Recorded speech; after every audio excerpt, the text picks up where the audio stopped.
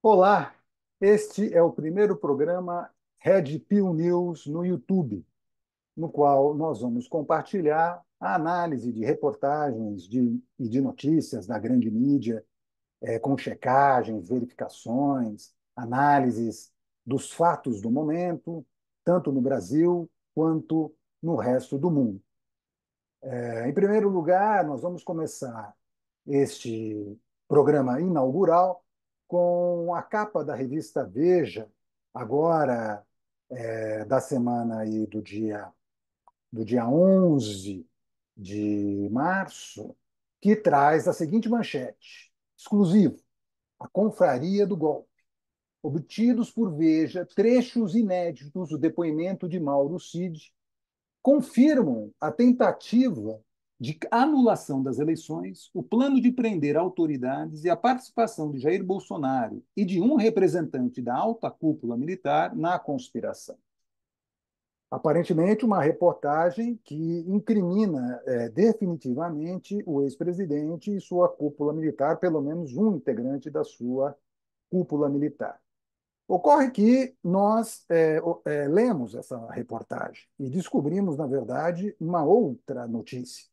Descobrimos, na verdade, uma outra reportagem dentro dessa reportagem, que está aqui no lado esquerdo da tela. Exclusivo. Por que a revista Veja decidiu esconder a sua real notícia? A verdadeira informação exclusiva que o semanário obteve de fato desmonta a manchete de capa e, por outro lado, transforma em desinformação o título e a imagem dos militares em conluio com o ex-presidente. O que nós vamos querer mostrar nesse programa são trechos da reportagem da própria Veja que desmontam a manchete que eles trouxeram na capa, nesta capa que tem o título, a manchete, A Confraria do Golpe. Em primeiro lugar, nós temos que aí que explicar um pouquinho aí dos nossos objetivos e a começar do nosso nome, porque o nome Red Pill News. Quem consultar o termo Red Pill no Brasil vai tomar um susto. Esse termo aí ele é associado e definido a termos tão horríveis como nazismo, fascismo, comunismo, etc. E, na verdade, isso é uma situação exclusiva do Brasil e você vai encontrar, inclusive, cientistas sociais que mostram que o termo Red Pill é utilizado por machistas, por homens que desejam o mal para as mulheres, para homens que querem a submissão das mulheres, homens que querem voltar ao antigo sistema patriarcal, etc. E isso ocorre no Brasil. E nós nos perguntamos, então, de onde que surgiu essa definição tão tipicamente brasileira do termo Red Pill? Surgiu de nada mais, nada menos de um sujeito denominado o Careca do Campari. O Careca do Campari é um cidadão na internet, um influenciador, que se autodenomina um coach para ensinar os homens a se relacionar com as mulheres. E esse Careca do Campari fez um vídeo que viralizou, no qual ele dizia que se ele iria ensinar as pessoas que ele treinaria como coach a tomar essa pílula Red Pill, na qual então os homens enxergariam a verdadeira alma, a verdadeira face das mulheres e assim saberiam como lidar com elas. E disso resultou aí, e depois ele se meteu numa série de confusões, brigou com algumas mulheres, e aí ele acabou ganhando essa pecha aí de um cidadão que não gosta das mulheres, que maltrata as mulheres, que é um machista, etc. e tal. E o termo Red Pill, claro, como tudo que acontece atualmente se polariza, o termo Red Pill aqui no Brasil acabou ganhando essa conotação, se formaram grupos na internet, nos aplicativos, nas redes sociais, aí realmente machistas usando esse termo. Mas ocorre que esse termo foi apropriado, de um lado, tanto por esse careca do Campari, quanto pelas feministas. De um lado, o careca do Campari queria vender o seu produto, vender a sua especialidade. Do lado das feministas, elas querem vender que existe aí uma turma organizada tentando voltar com o patriarcado. Mas quando você analisa esse termo, você sabe que ele nasceu lá de um filme dos anos 90, um filme chamado Matrix, no qual esse cidadão que está na tela aqui, que tem o nome do personagem Morpheus, ele oferece para o Neo a opção de tomar a pílula azul ou a pílula vermelha.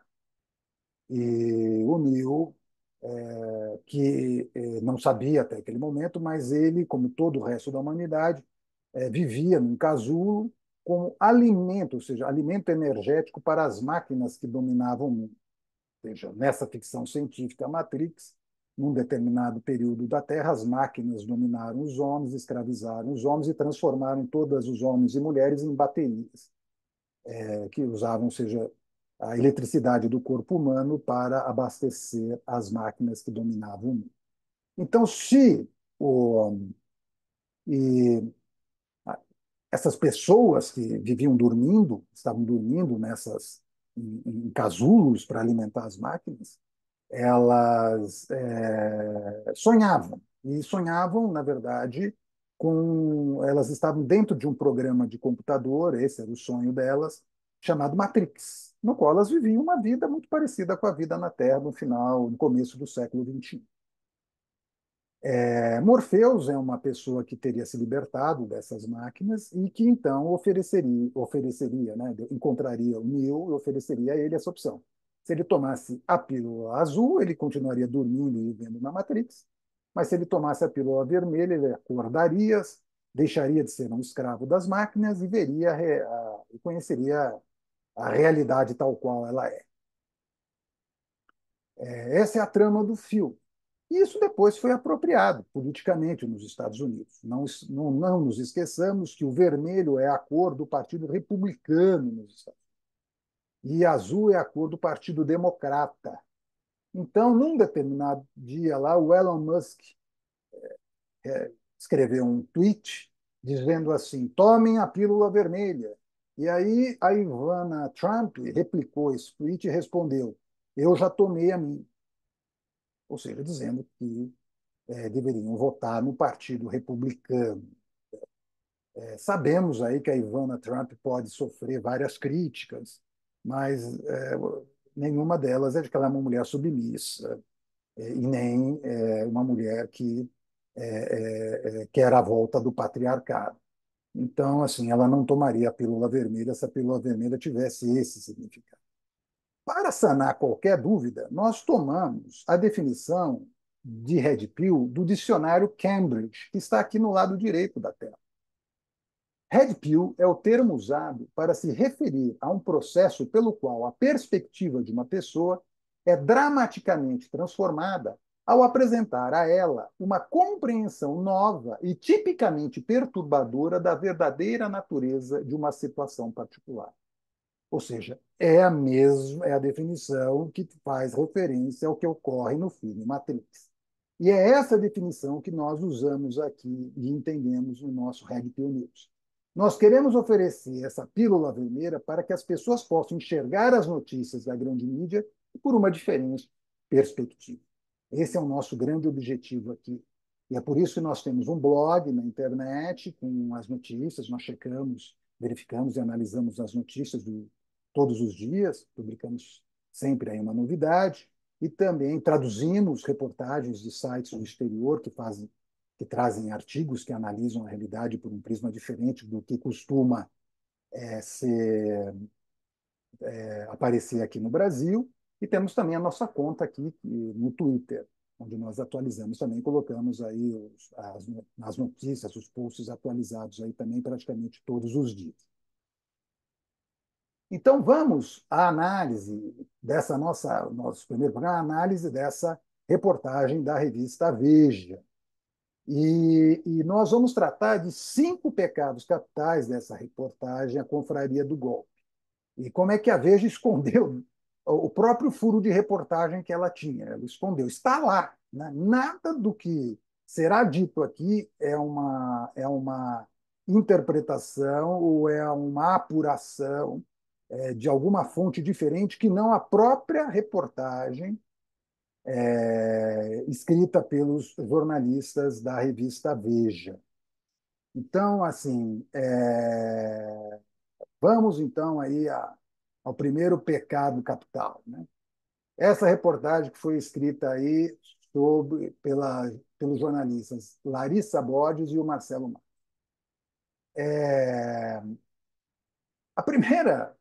O primeiro pecado capital é antigo, é um costume antigo na mídia, que a Veja pratica nessa reportagem que traz nesta última semana aí do dia 11 de março de 2024. É a notícia requentada. E o melhor disso é que a Veja, os repórteres, a Larissa Borges e o Marcelo Matos, eles avisam isso no próprio texto. Está aqui, ó, do lado direito tem aqui o trecho. Né? A Veja teve acesso aos principais trechos do depoimento de Mauro Cid, o militar lá que era assessor do Jair Bolsonaro. A maioria das informações já veio a público, ou seja, os próprios jornalistas já avisam que essa matéria é requentada, não tem lá grandes novidades. E o que você, como jornalista, faz quando você precisa escrever uma reportagem e você não tem fatos novos, você não tem documentos assinados, você não tem um novo personagem em on que coloca seu nome e sobrenome na matéria? O que você faz quando você não tem nada disso? Sabe o que você faz? Você usa e abusa de adjetivos. Olha aqui, é isso que a Larissa Borges e o Marcelo Matos fazem. A maioria das informações, vamos ler aqui de novo o trecho, a maioria das informações já veio a público, mas seus detalhes inéditos são assustadores. Muitos deles parecem surreais. E o conjunto revela um nível de desatino desse pessoal. Ou seja, assustador, surreal e nível de desatino e de loucura. Nós estamos tratando de pessoas loucas. Então, imagine isso que é esquentar uma reportagem que, na verdade, tem poucas novidades em termos de dados e fatos a acrescentar o que já se sabe. E a tática final dos jornalistas que escrevem para configurar que há um crime nisso, né? Mas sem eles próprios se incriminarem, ou seja, sem que eles corram o risco de sofrer um processo por calúnia e difamação, os jornalistas escolhem uma palavra que possa dar essa ideia de máfia, de conluio. Então, qual a palavra que eles escolheram para dar esse tom, esse tom criminoso? A palavra confraria. A palavra confraria em si é um grupo, é um clube, não é lá, mas aqui vem no sentido de que existe uma confraria do golpe, né, uma coisa criminosa acontecendo. Ou seja, eles usam, né, todas essas palavras são indícios de que eles requentaram uma notícia velha porque eles não tinham nada de muito novo a dizer, e é isso que nós vamos constatar à medida que nós seguimos aqui na nossa análise. O segundo pecado capital da revista Veja nessa reportagem, A Confraria do Golpe, é uma coisa incrível. Poucas vezes eu vi isso na minha vida e talvez nem me lembro realmente se eu cheguei a ver isso na minha vida e se vou ver de novo. É uma notícia que se auto-sabota em um só parágrafo. Isso realmente é merecedor de um prêmio. Nós, já aviso aqui de primeira mão que nós, do site Red Pill News, estamos lançando o prêmio Pulitzer de desjornalismo. Como vocês devem saber, existe nos Estados Unidos o prêmio Pulitzer, que, entre outras premiações, premia grandes reportagens, grandes jornalistas, etc. Então, aqui nós vamos fazer um prêmio, vamos dizer assim, calcado nesse prêmio norte-americano, e o inverso. Né? Nós vamos aqui querer mostrar as reportagens que violam os protocolos mínimos do jornalismo, por exemplo, de objetividade, imparcialidade. No caso aqui, é a precisão. Ou seja, a reportagem é absolutamente imprecisa, como vocês vão poder observar nesse simples parágrafo. Só isso já poderia justificar que não deveria ter tido essa matéria, e muito menos ter sido capa da revista. Olha o que está escrito aqui nas três últimas linhas do texto do lado direito aqui da tela. Texto da revista Veja. Cid, o Mauro Cid, que fez a delação premiada, Cid afirma que soube por Freire Gomes, ou seja, o general do Exército, Bolsonaro, que Bolsonaro pressionou os comandantes, ou seja, os outros comandantes militares, comandante da Aeronáutica e comandante da Marinha, para saber o que eles achavam do decreto golpista. Bem, se você estivesse lendo só essas últimas três linhas, existia um decreto golpista que tinha sido lido por todos esses comandantes militares, e eles então estavam discutindo sobre isso. Ocorre que, nas três primeiras linhas desse mesmo parágrafo, repare bem o que está escrito. Mauro Cid contou que Felipe Martins, o assessor de Bolsonaro, explicou aos comandantes militares, item a item do documento redigido com o aval do presidente. Não falou em prisões, anulação de eleições, nem em outra medida radical. Ou seja, se esse documento não falava em prisão, não falava em anulação de eleições, nem em outra medida radical, como que isso poderia ser um decreto golpista? Era alguma coisa, menos um decreto golpista. Então, as, as três primeiras linhas desse parágrafo desmentem as três últimas linhas desse mesmo parágrafo. Um caso raro no jornalismo, onde os próprios repórteres, ao escrever, se sabotam na sua própria informação. Das duas, uma. Ou o que está escrito nas três primeiras linhas não é realidade, ou o que está escrito nas três últimas não é realidade.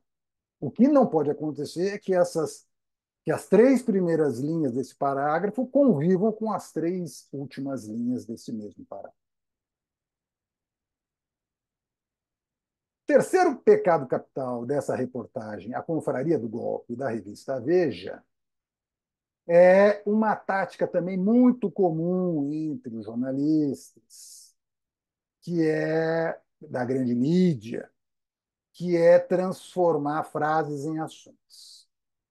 O que acontece, por exemplo, quando você não tem documentos assinados, você não tem fatos concretos, você não tem pessoas com nome, no sobrenome, autoridade para trazer novas perspectivas?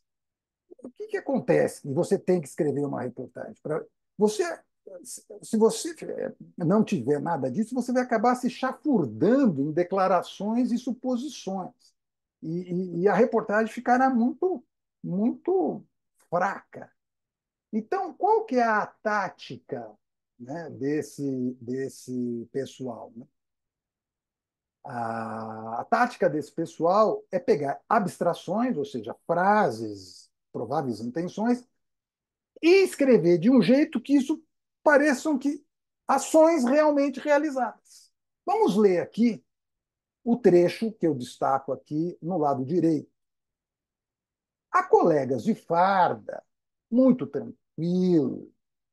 O Almir Garnier, o militar, o Almir Garnier, o almirante, né, o comandante da Marinha Brasileira, subordinado a Jair Bolsonaro. Então, a colegas de farda, muito tranquilo, Almir Garnier tem dito que Bolsonaro recebia toda sorte de propostas golpistas, mas que não as levava a sério. O depoimento de Cid,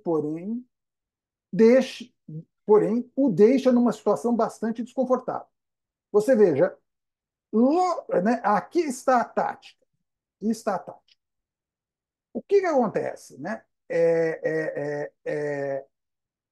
Logo depois dessa frase, que desmente a participação do almirante do almirante de Bolsonaro, comandante da Marinha, o que, que ocorre, o Almir Garnier, o que, que ocorre? Vem a opinião dos jornalistas. Olha, o depoimento de Cid, porém, o deixa numa situação bastante desconfortável. Isso é a opinião dos jornalistas, da Larissa Borges e do Marcelo Matos. Isso não é um fato. Aí vamos continuar. De um lado, eles continuam, né, os jornalistas, um presidente ansioso por permanecer no cargo e dado a roubos de todos os. Vamos e convenhamos. Qual presidente na história recente do país não estava ansioso para continuar no cargo? Todos os últimos presidentes que terminaram o primeiro mandato, todos eles se candidataram à reeleição. Esse foi o caso do Fernando Henrique Cardoso, esse foi o caso de Lula da Silva, no seu primeiro mandato, esse foi o caso de Dilma Rousseff. Ou seja, todos eles estavam ansiosos para continuar no cargo, senão eles não teriam concorrido à reeleição. Isso é uma situação normal. Então, Jair Bolsonaro, eles querem dar a esse sentimento de Bolsonaro algo incriminador, mas que é um sentimento comum a qualquer presidente da República. E aí, para completar, eles dão que o Bolsonaro é dado a roubos de todos os tipos. A roubos são loucuras, atos intempestivos. Agora, eles não apontam um ato intempestivo que Bolsonaro tenha feito na sua gestão. O que o Bolsonaro fez muito na sua gestão é, muito mesmo, foi destemperos verbais. Todo momento Bolsonaro xingava alguém, falava um palavrão, se indispunha com outra pessoa, se indispunha com jornalistas, etc. Mas era só isso. Em nenhum momento Bolsonaro fez alguma coisa que teve que voltar atrás, ou que foi apontado como uma coisa negativa, etc. Inclusive, até se realizaram CPIs para ver se Bolsonaro teria realizado alguma coisa, até durante a pandemia, e isso não se comprovou em nada. Então, assim, não há nenhum tipo de arroba, a não ser um destempero verbal do Bolsonaro. Mas o caso mais grave é do lado do militar, do almirante Almir Garnier, porque assim, tanto o comandante do Exército, como o comandante da Aeronáutica, como o comandante da Marinha, eles têm a obrigação legal de colocar, disponibilizar todos os seus recursos ao presidente da República, que é o comandante das Forças Armadas. Isso é uma obrigação legal. Se qualquer um deles não obedecer esse tipo de ordem dentro da legalidade, obviamente, ou seja, cumprindo ações que estão dentro da Constituição, isso sim seria um ato golpista. E aqui eles, né, então assim, o Almir Garnier, desculpa, colocar as forças, os recursos à vontade do governante, isso é uma coisa óbvia. Só que eles colocam dois pontos. Qual que era a vontade do Jair Bolsonaro? Um golpe. Isso é opinião, novamente, dos jornalistas Larissa Borges e Marcelo Matos, baseado no que seria o depoimento da declaração, na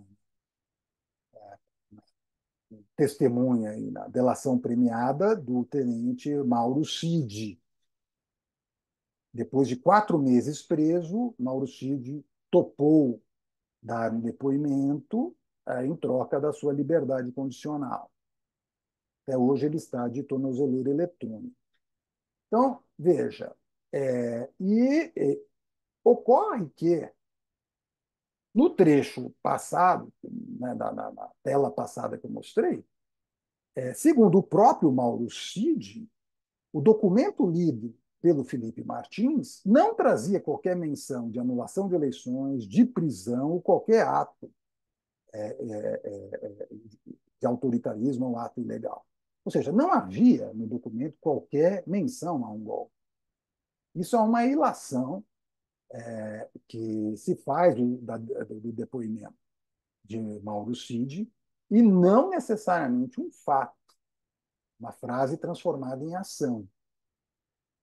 E o pior de tudo isso, ok, na prática, o almirante Almir Garnier, ele disponibilizou algum recurso para o presidente? Houve algum navio que foi movimentado na Marinha Brasileira de forma suspeita? Algum contingente da Marinha Brasileira foi deslocado de maneira suspeita nesses momentos que antecederam aí a posse do presidente Lula da Silva? Nada, não há exatamente nada, não há nenhuma ação. Ou seja, tudo isso daqui são, novamente, uma frase, uma abstração que é transformada, se pretende transformar numa ação concreta. E a, a revista Veja vai além, porque, segundo os protocolos do jornalismo, qualquer profissão tem protocolo. Por exemplo, se você vai no hospital, por exemplo, em pronto-socorro, o pronto-socorro tem um protocolo lá, médico, que vai medir a sua temperatura, seja lá o que você tiver, eles vão medir sua temperatura, medir sua pressão, medir seu nível de oxigenação, sua pressão cardíaca, etc. É um protocolo básico de ser feito. Né? E no jornalismo, um protocolo básico é ouvir todos os lados de uma determinada questão, de um determinado fato, de um determinado assunto. Isso é um protocolo mínimo do jornalismo. Então, a obrigação do jornalista é ouvir, ou pelo menos tentar ouvir todos os lados dessa questão.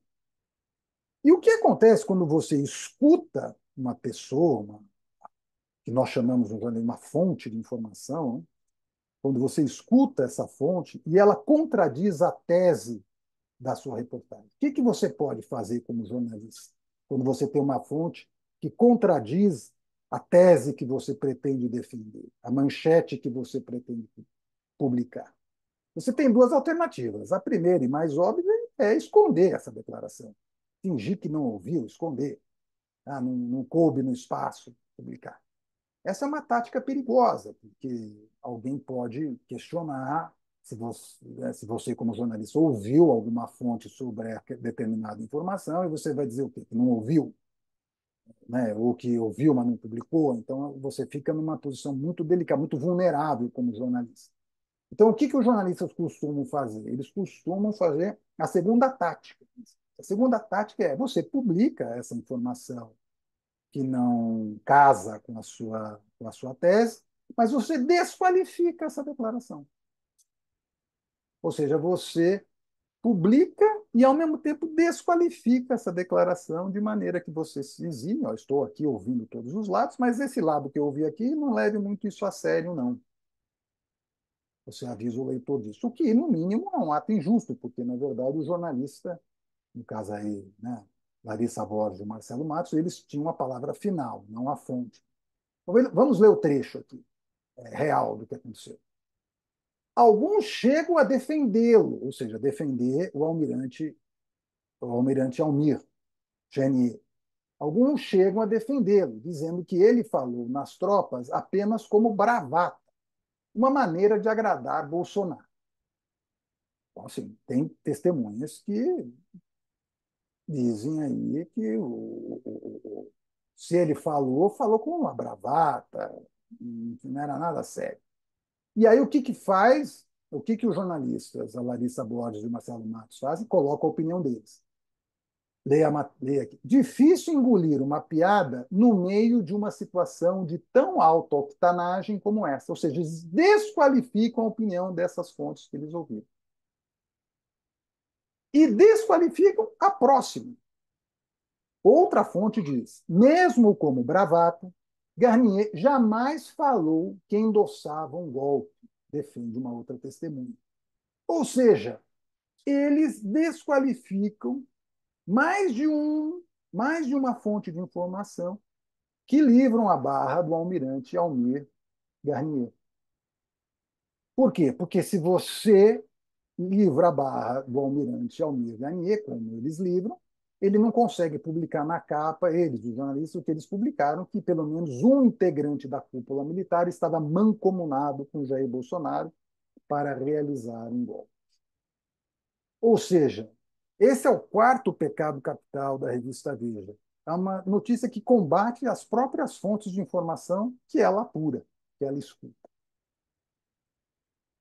Mas então nós chegamos no quinto e último pecado capital, que olha, se não fosse, né, pelos outros quatro que já são graves, pecados, esse último pecado, sozinho, já daria para a revista Veja, nessa reportagem, A Confraria do Golpe, o prêmio Pulitzer de jornalismo. Porque o que a revista Veja fez nessa reportagem, eu realmente não lembro de ter visto durante toda a minha vida profissional, e também como leitor comum, de ter lido algo parecido. Ou seja, uma revista esconder o seu furo de reportagem. Ou seja, eles descobriram algo novo e, em vez de publicar e apurar esse algo novo, eles esconderam isso e mantiveram a tese inicial, né? A tese inicial de uma confraria de golpe. Vamos ler aqui, do lado direito da tela, o segundo trecho, que está o trecho abaixo, né? Isso daqui é uma declaração do Mauro Cid, segundo uma pessoa próxima ao Mauro Cid, ou seja, uma pessoa próxima que a revista Veja escutou, afirmou que o Mauro Cid disse isso, abre aspas, não sou traidor. Nunca disse que o presidente tramou um golpe. O que havia eram propostas sobre o que fazer caso se comprovasse a fraude eleitoral, o que não se comprovou. E nada foi feito, disse Mauro Cid. Isso é assustador. Isso tem que ser apurado, porque isso vai de encontro a tudo que a grande mídia tem publicado, que o Mauro Cid reitera que sim, havia um decreto de golpe, sim, Jair Bolsonaro queria um golpe, sim, havia o almirante Almir Ranier queria, participava desse golpe. E isso desmente tudo. E aí, o que os jornalistas fazem para dourar a pílula dessa declaração bombástica? Eles colocam novamente a opinião deles. Lá vem a Larissa Borges e o Marcelo Matos, depois dessa frase bombástica, que eles mesmos apuraram de uma pessoa próxima a Mauro Cid, eles colocam.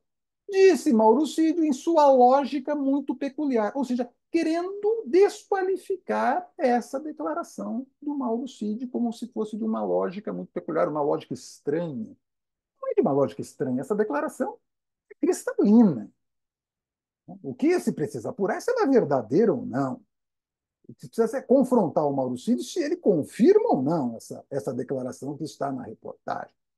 Afinal de contas, os próprios jornalistas da Veja publicaram essa declaração, então eles devem ter falado realmente com uma pessoa muito próxima ao Mauro Cid. E segundo essa pessoa muito próxima, o Mauro Cid disse que nunca disse que o presidente tramou um golpe.